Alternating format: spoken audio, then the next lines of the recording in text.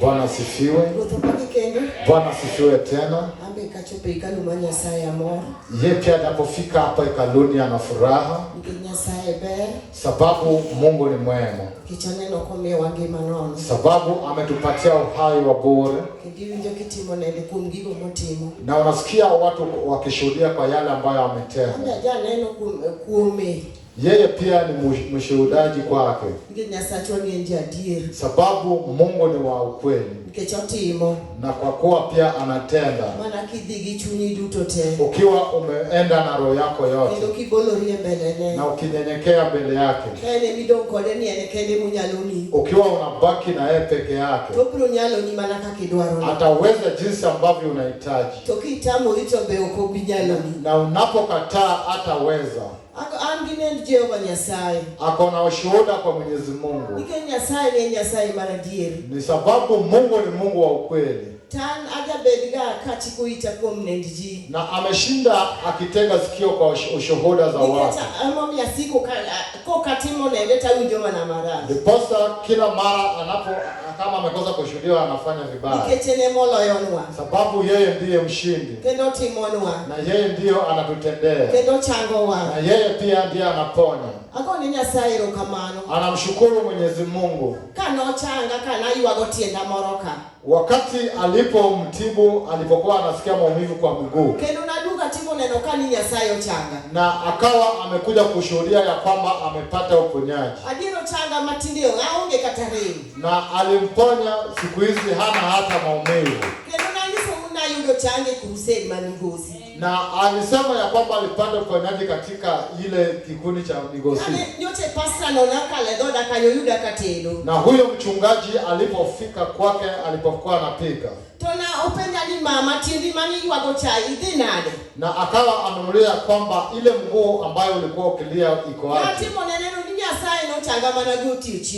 Alimshuhudia ya kwamba Mungu aliweza kunipatia uponyaji hiyo siku. Sababu alikuwa na shida ambapo hangeweza fika hata kwenye mlango. Na wakati alipokuwa anataka kupanda hapa, alikuwa anakuja na miendo mingine. Ilipofika siku ya Alhamisi akasikia ushindi wa Bwana. Kama baba mwingine ambayo wakawa nayo mwanachama.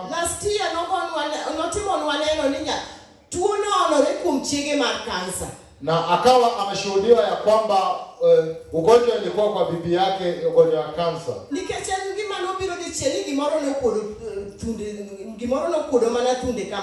Ni kitu ambayo ilikuja mara moja ya kwamba kuna kidonda ilikuwa katika matiti. Wakati alipoenda Russia kupima, wanapata ya kwamba ako na kansa. Na wakati ilipopimwa ilijikuta ya kwamba yuko katika kiwango cha 3.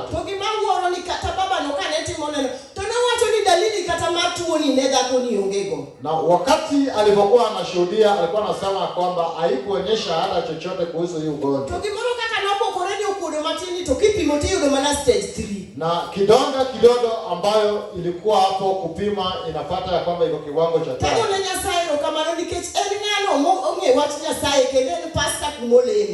Anampigia Mwenyezi Mungu shukrani ya kwamba huyo ni mtu ambaye amejua Mwenyezi Mungu na ni mchungaji huko anaposhiriki. Na wao ndio ambao walikuwa wanatoa neno la Bwana katika chama yao. Wakati huo ugonjwa uliingia kwake, hakukuwa na uoga. Na wakati hata walipoenda huko hospitalini hawakukuwa na uoga wowote. Akawa anamwambia mwenzake ya kwamba pengine ni Mungu anatujaribu. Na ni wale ambao walishinda wakienda hospitalini kila mwezi. Ilipofika hiyo mwezi uliopita, ameshinda akienda hospitalini kila mara.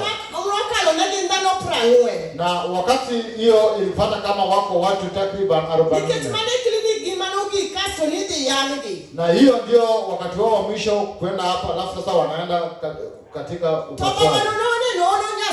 chen tarik plani ugaboro kani otimonu waneno.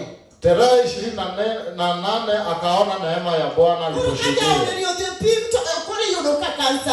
Na wakati huyo alienda katika kupimwa akapata kama apona. Kwa watu 44.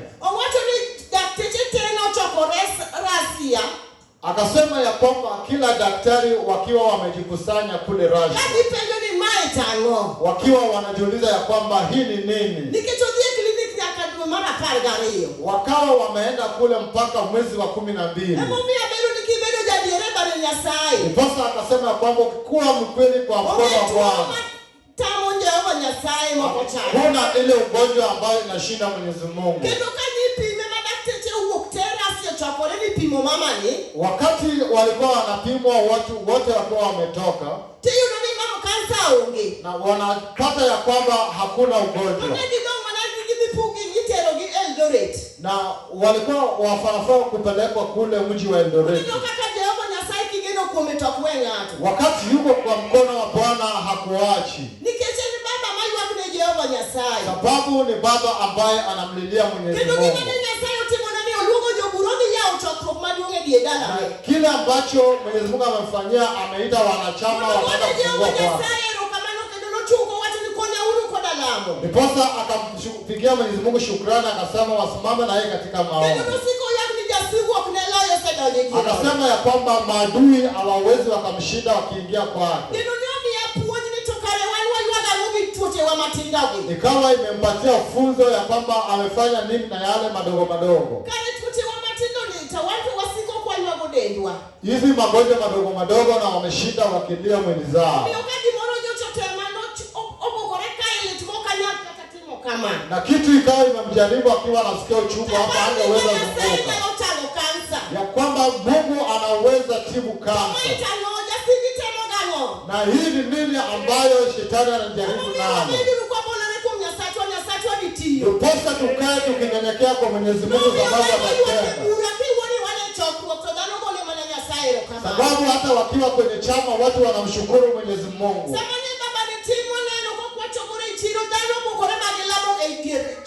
Wakati alikuwa anashuhudia watu wakazidi kuomba hapo.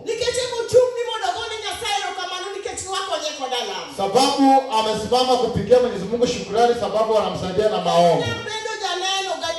Na wewe kuwa mshuhudaji wa ukweli.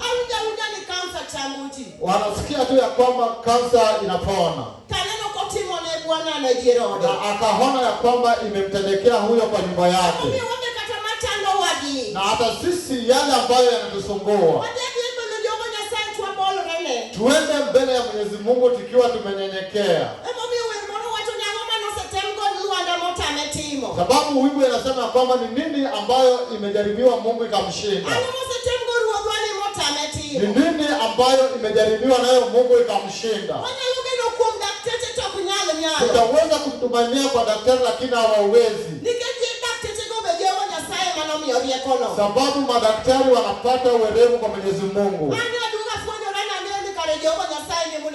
Ndiposa akakuja kujua ya kwamba tumpatie heshima Mwenyezi Mungu. Chukua ile ambayo ni uchungu umpatie Mwenyezi Mungu. Sababu jinsi ambavyo tunamwambia Mwenyezi Mungu ndio atujue. Jinsi ambavyo tunaenda kwa Mungu ndio tofauti. Chukua yale ambayo inakusumbua mpelekee Mwenyezi Mungu ili akutendee. Sababu yeye ni mshuhudaji, ameona akimtendea. Na Mungu akaweze kubariki na hayo.